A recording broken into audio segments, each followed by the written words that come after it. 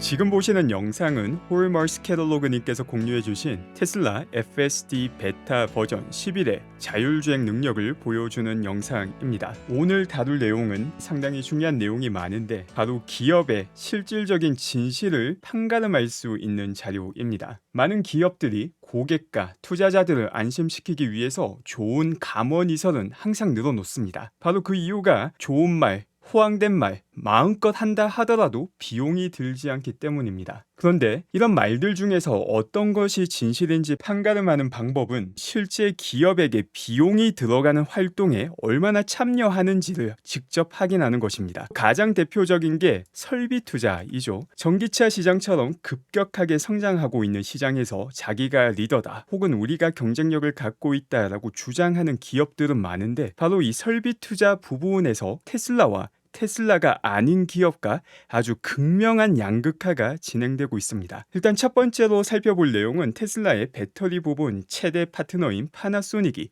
새롭게 공장을 건설한다라는 내용이고, 캔자스에 4빌리언 달러짜리 공장, 우리나라 돈으로 5.3조 원에 달하는 신규 공장을 건설한다라고 밝혔습니다. 또 당연히 전기차 배터리를 생산하기 위해서입니다. 그리고 이 공장과 관련해서 정확하게 어떤 회사에게 배터리를 납품하는지는 밝히지 않았지만 역시 테슬라에게 납품할 가능성이 아주 높으며 4680 생산일 가능성도 아주 높은 상황입니다. 또 여기에 더해서 테슬라도 기존에 있던 기가 네바다 확장을 시작을 하였습니다. 기가 네바다 확장 같은 경우 그 규모가 3.6빌리언 달러, 우리나라 돈으로 약 4.8조 원에 달하는 투자를 시작하게 되었습니다. 지금 보시는 이 드론샷을 보면은 기가 네바다 바로 오른쪽 편에 사실상 착공식을 시작을 하여서 여기에 공장이 확대되는 부지를 볼 수가 있습니다. 이 역시 세미트럭 확대 그리고 4680 배터리를 추가로 생산할 수 있는 공간이 되게 됩니다. 또 타이밍이 상당히 묘합니다. 모델 3 같은 경우 IRA 보조금을 리스를 통해서 받을 수 있지만 판매를 통해서 바로 받을 수는 없는 게 2024년도입니다. 근데 파나소닉과 또 테슬라 기가 네바다 공장이 계획대로 확대가 되고 여기서 충분한 배터리를 생산하게 된다면 모델 3를 판매함으로써도 7,500불 보조금을 다 받을 수 있게 될 가능성이 상당히 높아지게 되는 것입니다. 또 리스를 통해서 판매하는 것도 사실 전혀 문제가 없고 여전히 장기적으로 봤을 때 똑같은 좋은 수익을 주는 것이지만 차량을 한 번에 판매하는 것과 리스를 통해서 판매하는 것은 당연히 회계적인 관점에서는 차이가 있습니다. 바로 차량을 판매하게 된다면 그 차량을 판매한 만큼의 수익을 판매하는 순간 인식하게 되는 것임에 반해서 리스를 하게 된다면 36개월 혹은 24개월 동안 그 수익을 나눠서 인식을 하게 됩니다. 이 말은 한 번에 한 분기 내에 인식하는 게 아니라 길게는 12분기 동안 조금씩 판매한 차량의 일부 부분의 수익을 인식하게 된다라는 것이죠. 그래서 리스가 많아지게 되면은 사실상 경제적 실질은 바뀌는 게 없는데 한 분기에 들어가는 어닝은 줄어드는 것과 같은 효과가 보이게 되기도 합니다. 그런 효과가 2024년도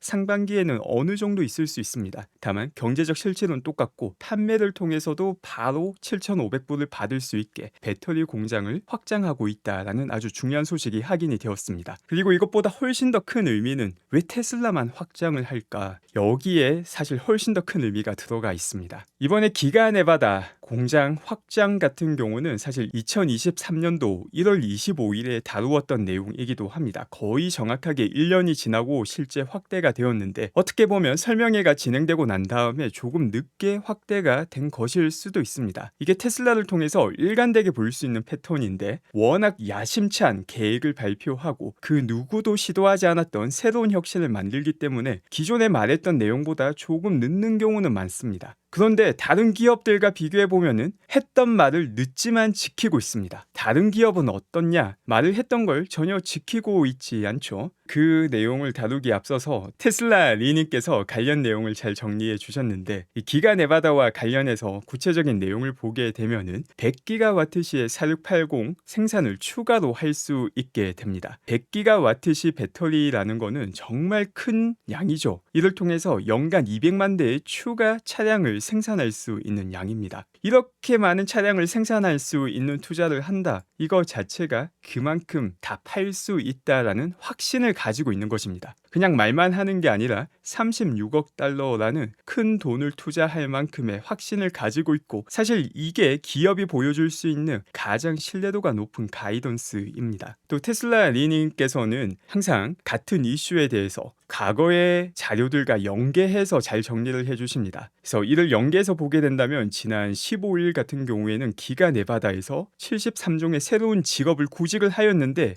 이게 결국은 다 연결되는 것이었다라는 것도 볼 수 있고, 또 지난 1년 전에 살펴봤던 이 내용과도 연결해서 보게 된다면 테슬라가 미래에 대해서 아주 큰 확신을 가지고 있음을 볼 수 있습니다. 그렇다면은 이런 테슬라와 다른 기업들 지금 어떤 격차가 만들어졌고 또 얼마나 더 큰 격차가 만들어지고 있는지도 살펴보겠습니다. 지금 이 자료 같은 경우에는 유럽에서 2023년 테슬라 모델 Y가 가장 많이 팔렸다라는 자료인데, 사실 이 내용을 더 자세히 살펴보면 가장 많이 팔렸다 그 이상의 의미가 있습니다. 일단 첫 번째로 20개의 가장 많이 팔린 차량 중에서 전기차는 테슬라 모델 Y가 유일합니다. 그리고 2등인 다치아 산데로 같은 경우 모델 Y의 가격과 비교해보면 3배, 4배 더 저렴합니다. 3배, 4배 더 저렴한 차보다 고가의 프리미엄 차량인 테슬라 모델 Y가 가장 많이 팔렸다. 이거 자체가 테슬라가 가지고 있는 경쟁력이 얼마나 압도적인지를 보여주는 내용이고, 그동안 지속적으로 테슬라가 취해왔던 투자가 어떤 성과로 이어졌는지를 보여주는 내용이기도 합니다. 그러면 다른 기업들 한번 살펴보겠습니다. 포드 같은 경우 2025년 15,617대의 F-150 라이트닝 픽업 트럭을 판매하였습니다. 그리고 그 판매 대수가 2023년에는 24,165대로 아주 가파르게 올랐습니다. 그래서 마치 잘 팔고 있는 것 같은데 포드가 어떤 입장을 취했는가?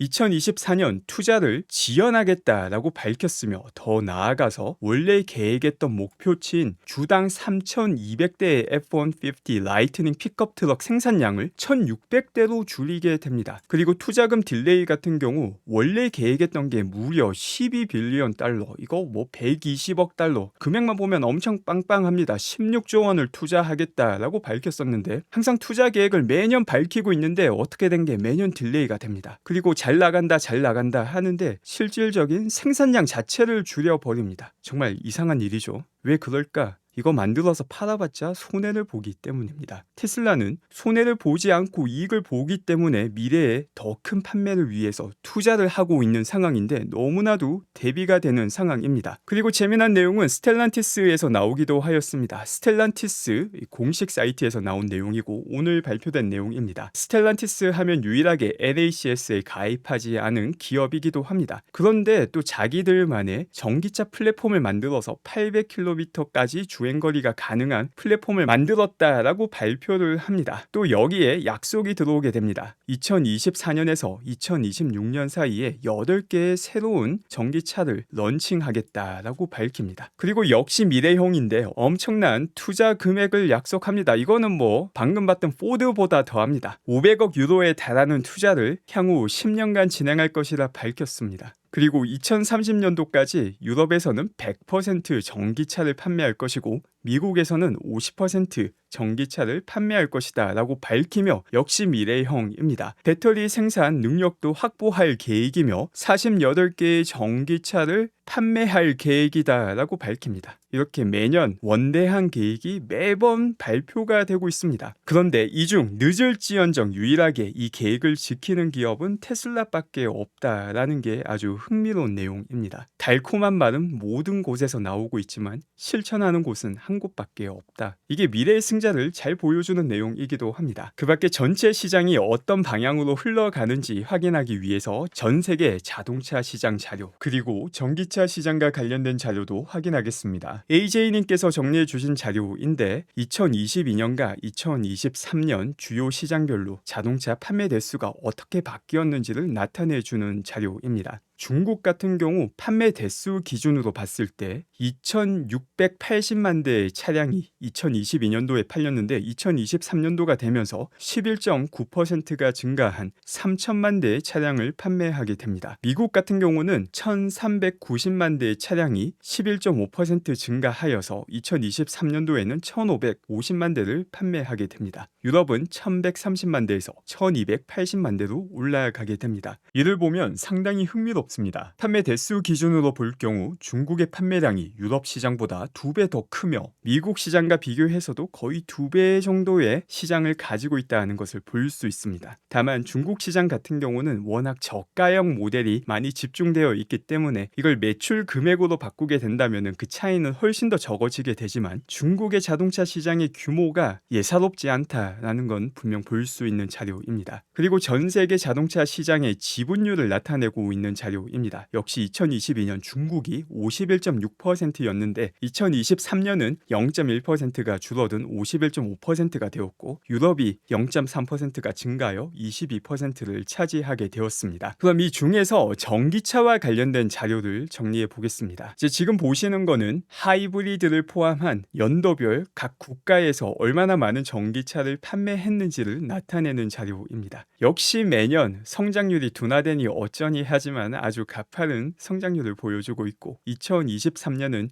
전 세계 통틀어서 거의 1,400만 대가 판매된 것으로 예상이 되고 있습니다. 그리고 2024년 역시 1,670만 대 판매가 예상이 되고 있습니다. 이 안에서도 가장 크게 성장하고 있는 시장이 중국 시장, 그 다음에 유럽과 미국 시장으로 이어지고 있습니다. 각 시장마다 아주 가파르게 성장을 하고 있고 중국의 전기차 시장 역시 전체로 봤을 때는 저가형 모델이 아주 많이 팔리고 있는 시장이기도 합니다. 그럼 각 브랜드별로 얼마나 많은 전기차를 판매하고 있는지도 보겠습니다. 지금 보시는 게 2023년까지가 실제 판매량이고 그 다음부터는 예상치를 나타내고 있습니다. 이 자료를 보게 되면 의미 있는 수치를 판매하고 있는 곳은 사실상 두 곳밖에 없습니다. 테슬라와 BYD이죠. 그런데 테슬라는 프리미엄 전기차를 판매함에도 불구하고 2023년 180만 대를 판매하였고 BYD는 저가형 모델에 초점을 맞추고 있는데 160만 대를 판매하고 있습니다. 테슬라 같은 경우 미래의 저가형 전기차 시장에도 진입을 하기 때문에 훨씬 더 가파르게 판매량이 증가할 수밖에 없는 상황이라는 것도 볼 수 있고 그 밖에 다른 기업까지 하나 더 추가하자면 폭스바겐이 80만 대를 판매하며 그래도 의미 있는 전기차 판매량을 기록을 하였고 그 밖에 다른 모든 기업들은 말은 많지만 뭔가 엄청나게 투자를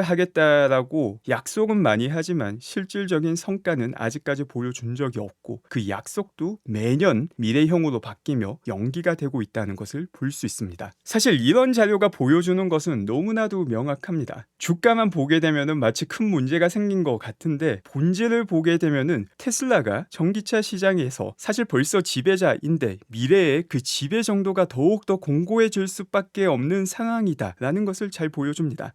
단기적으로 어닝에 어느 정도 부정적인 영향이 있을 수 있는 환경이다. 이거 자체는 사실인데 장기 투자자가 단기 이슈에 함몰될 필요는 전혀 없기도 합니다. 그리고 그 단기적인 어닝의 영향도 다른 기업과 비교해보면 상대적으로 훨씬 더 긍정적인 상황이다라는 걸 보여주고 있고 이게 바로 승자 독식으로 가는 과정에서 나타나는 현상이죠. 아예 죽어가는 기업 그리고 그 상황을 이겨내는 기업 이 두 가지가 나뉘게 되는데 보통 이겨내는 기업도 적자를 감내하며 살아남아야 되는데 테슬라는 흑자를 보면서 조금 줄어든 흑자로 그 시간을 보내고 있는 것입니다. 그 밖에 다른 뉴스를 보게 되면 테슬라의 수석 디자이너인 프란츠가 중국을 방문하였습니다. 그래서 이 인터뷰 같은 경우도 제가 최대한 살펴봤는데 중국 웨이보에 20초에 달하는 짤막한 소개 인사말 정도 인터뷰만 확인할 수 있었고 프란츠가 중국을 방문해서 밝혔다라는 내용으로는 중국 고객들의 니즈에 맞춘 중국만의 제품 디자인을 통합하고 있다 라는 내용을 밝혔습니다. 그래서 중국 시장에만 제공되는 대표적인 게 노래방 마이크 기능이 있었죠. 이렇게 중국인들이 선호하는 기능을 조금 더 챙겨준다. 그리고 이렇게 수석 디자이너가 중국이라는 시장을 방문해서 고객들과 접촉 면적을 늘리며 또 좋은 브랜드 이미지를 유지하는 모습이다 정도로 이해할 수 있습니다. 그 밖에 스웨덴과 관련된 소식이 전해지기도 하였습니다. 역시 스웨덴 하면은 대리 파업이 계속 진행 중이죠. 그리고 이 대리 파업 중 한 곳이 우편사 서비스 제공업체입니다. 테슬라 차량을 구매하더라도 번호판을 우편 서비스 제공업체에서 테슬라 번호판은 제공해주지 않겠다, 배달해주지 않겠다라는 대리 파업이 진행이 되고 있었는데, 테슬라가 이 문제를 해결하기 위해서 교체용 번호판을 고객에게 제공을 해 주었는데, 교통부에서도 이게 문제가 없다라고 밝히면서 역시 대리 파업의 피해를 최소화 혹은 무효화 시키는 모습이 확인이 되었습니다. 항상 투자라는 게 기쁨의 순간도 있지만 그 기쁨의 순간보다는 인내해야 되는 순간이 긴 경우가 많습니다. 최근이 특히나 그렇지 않을까 싶은데, 그나마 위안인 것은 테슬라의 펀더멘털이 너무나 튼튼하다라는 것을 다양한 자료를 통해서 이렇게 실시간으로 볼 수 있기 때문에, 그래도 지나고 보면은 최고의 순간으로 분명 기억이 될 것이다 라고 생각됩니다. 결국 테슬라도 스페이스X처럼 이륙을 준비해 나가는 과정이고, 사실상 펀더멘털로 봤을 때는 언제 이륙해도 이상하지 않은 순간이다 라고 생각합니다. 이번 주말도 즐거운 주말 되시기 바랍니다. 감사합니다.